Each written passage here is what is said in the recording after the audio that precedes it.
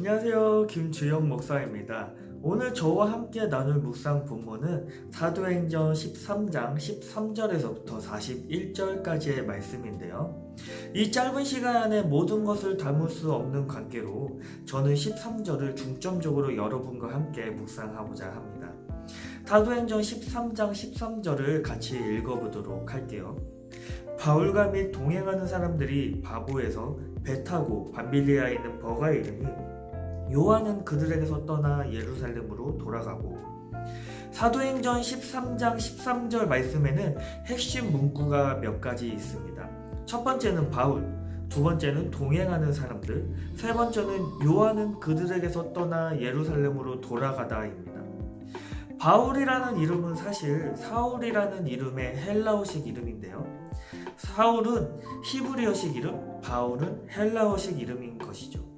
우리가 마가 요한이라는 말을 많이 들어왔고 성경에도 마가라는 요한이라고 기록되어 있습니다. 똑같습니다. 마가는 헬라어식 이름, 요한은 히브리어식 이름인 것이죠.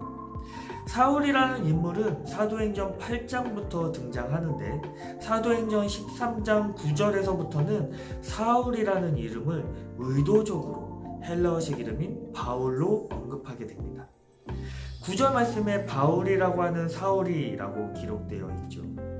사울과 바나바 그리고 요한이 구브로에서 전도할 때 일어난 일이에요. 즉 본격적으로 이방인 선교를 하게 된 시점에서 사울이라는 이름이 바울로 부르게 된 계기가 된 것이죠. 그는 유대인 사회에서는 히브리식 이름인 사울을 사용하다가 본격적으로 이방인 선교를 하기 시작하면서 헬라어식 이름인 바울을 사용한 것이에요. 성령님께서 바울을 통해 본격적으로 이방인 선교를 하게 된 시점인 것이죠. 13장부터 사도행전 저자는 바울을 집중적으로 기록하게 됩니다.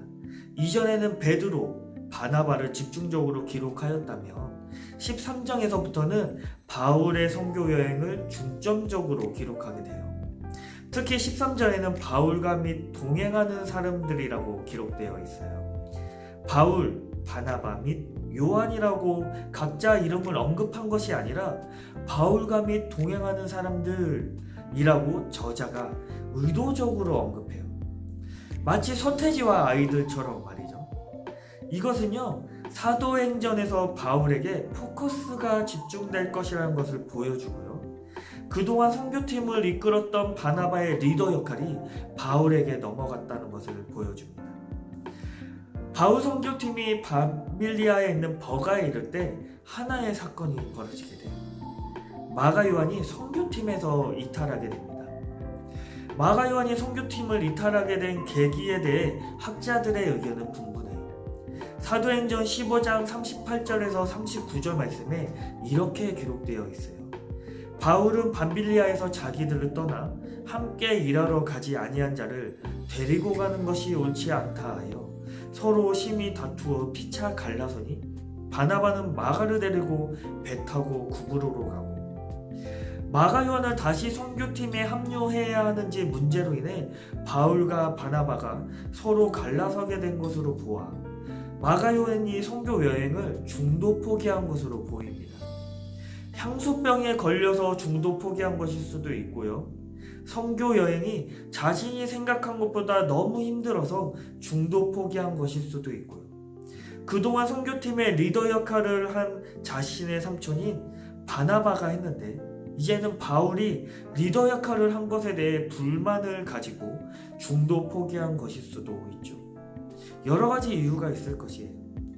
마가 요한은요, 선교 여행 중 하나님의 이적을 직접 체험한 사람이었어요. 마술사 엘루마의 눈을 멀게 하는 이적을 직접 눈으로 본 사람이었어요. 바울과 바나바를 처음 따라다닐 때 기대감을 가지고 따라갔을 거예요. 하나님의 이적을 직접 눈으로 보고 바보 지역의 총독이 하나님을 믿게 된 것에 대해 하나님께 영광을 돌렸을 것이에요. 그랬던 마가 요한이 선교팀을 중도 포기하게 됩니다. 마가 요한의 모습이 우리의 모습 같지 않나요? 하나님의 뜻대로 살겠다고 자짐했는데 자신이 속한 공동체에서 열심히 신앙생활을 하겠다고 다짐했는데 상처받아서 교회를 떠나고 잠수 타는 모습. 내 삶의 주인은 하나님이십니다라고 고백하면서도 내 뜻대로 되지 않으면, 내 삶이 조금이라도 힘들어지게 되면 하나님께 금방 서운해지는 나의 모습. 코로나 전에 단기 선교를 통해 받았던 은혜가 어느새 그 은혜를 잊어버리게 된 나의 모습. 반면에 사도 바울은 흔들리지 않아요.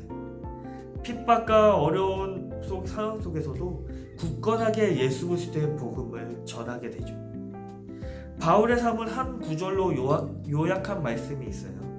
사도행전 20장 24절 말씀에 내가 달려갈 길과 주 예수께 받은 사명 곧 하나님의 은혜의 복음을 증언하는 일을 마치려 하면은 나의 생명조차 조금도 귀한 것으로 여기지 아니하노라. 저와 여러분은 어떤 모습이신가요? 하나님의 뜻대로 끝까지 달려나가는 바울의 신앙의 모습이신가요? 아니면 쉽게 포기하는 마가 요한의 신앙의 모습이신가요?